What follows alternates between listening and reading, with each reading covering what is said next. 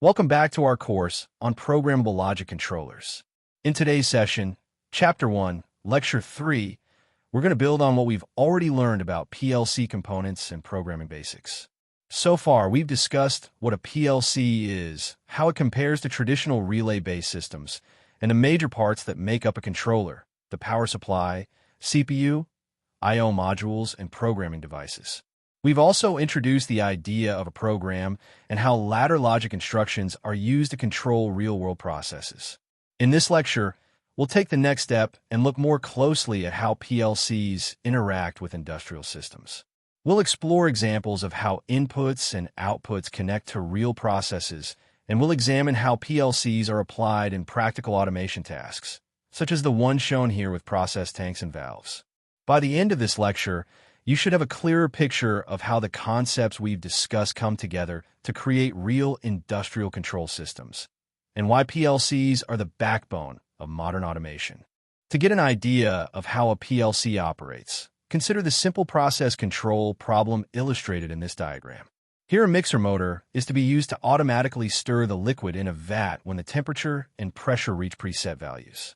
In addition, direct manual operation of a motor is provided by means of a separate push-button station.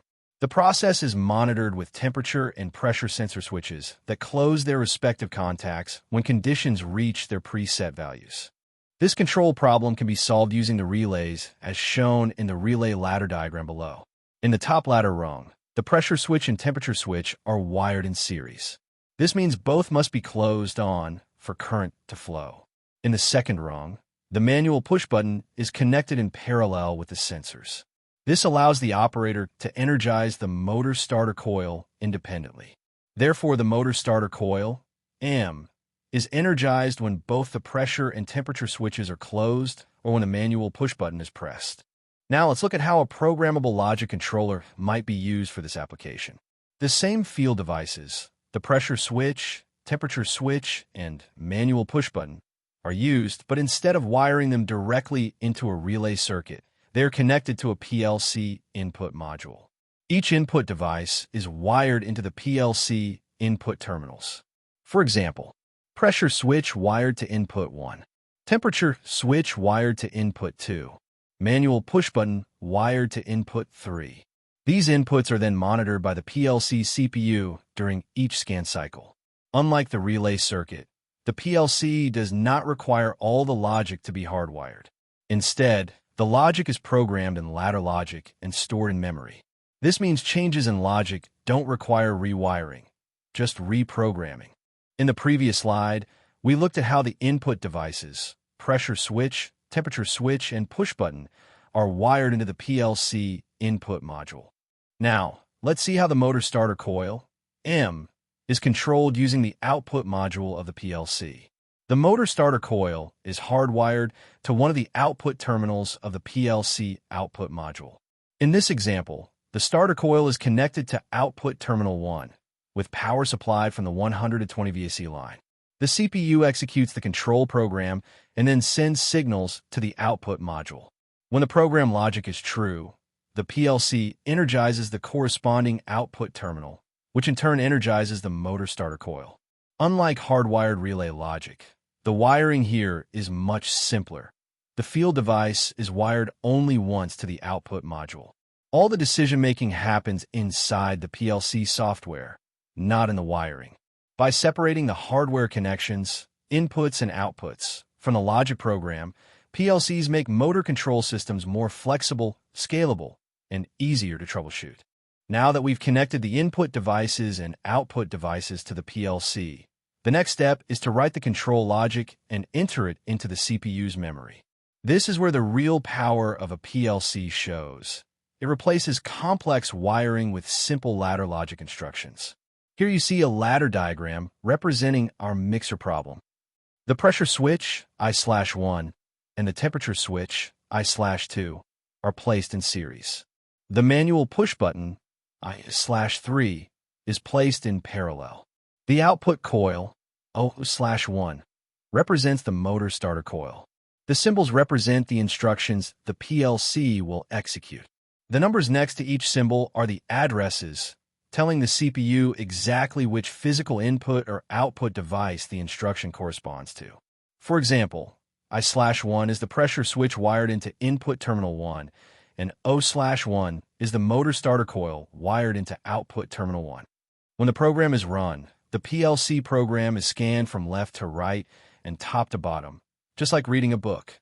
If both I/1 and I/2 are true, or if I/3 is true, then O/1 is energized and the motor runs.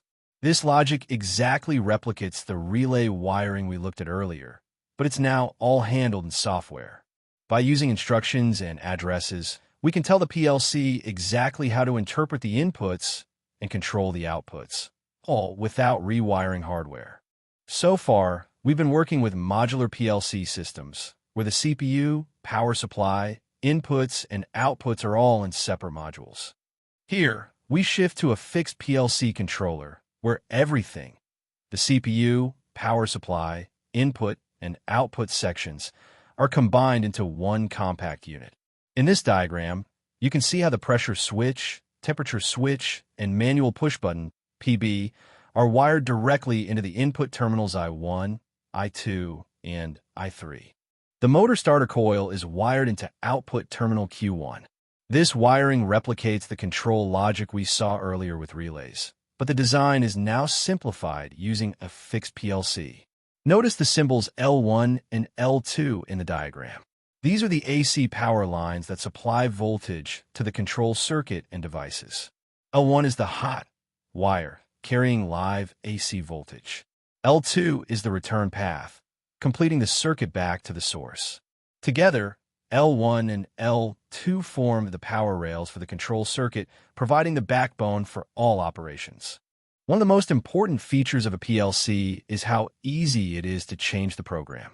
In the original hardwired relay control system, if we wanted to change the logic, like requiring the manual push button to only work when the temperature condition is met, we would have to physically rewire the circuit.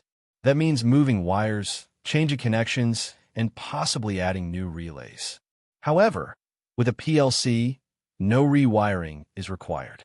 The same input and output devices are still connected to the PLC, but all that changes is the ladder logic program inside the CPU. Here, you see the updated logic. The manual push button, I3, now only works in combination with the temperature switch, I2. The motor starter coil, O1, will not energize unless the temperature condition is satisfied, even if the push button is pressed. This demonstrates a key advantage of PLCs: flexibility. You can modify the logic by simply changing the program, which saves time, reduces wiring errors, and makes future adjustments much easier.